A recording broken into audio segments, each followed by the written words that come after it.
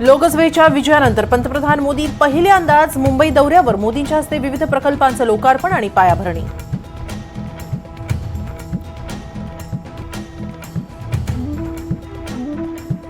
मनोज जरांगेंनी सरकारला दिलेला अल्टिमेटमचा आजचा शेवटचा दिवस. जरांगे आणि सरकारच्या भूमिकेकडे राज्याचं लक्ष. आज जरांगेंच्या शांतता रॅलीचा संभाजीनगरमध्ये शेवट.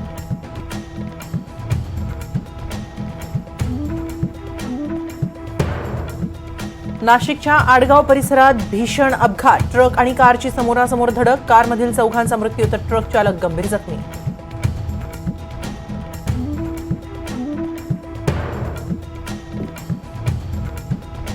वाशिमच्या मंगरुळपीर तालुक्यात विजेचा शॉक लागून 3 शेतकऱ्यांचा मृत्यू. शेतात फवारणीसाठी गेलेले असताना वडील, मुलगा आणि पुतण्याचा मृत्यू.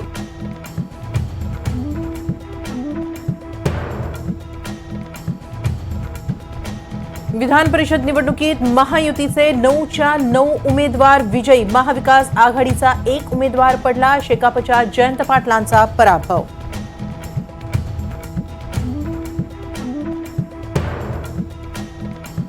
पंकजा मुंडेंचा राजकीय वनवास संपला. भाजपचे योगेश टिळेकर, अमित गोरखे, परिणय फुके, सदाभाऊ खोत यांचाही विजय. फडणवीसांची रणनीती पुन्हा यशस्वी.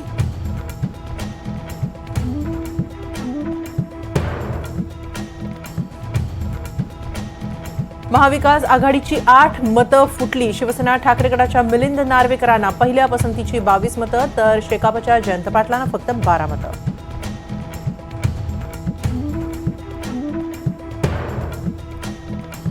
राष्ट्रवादी काँग्रेसचे दोन्ही उमेदवार विजयी. शिवाजीराव गर्जेंना 24 तर राजेश विटेकरांना 25 मतं. राष्ट्रवादीला 5 अतिरिक्त मतं.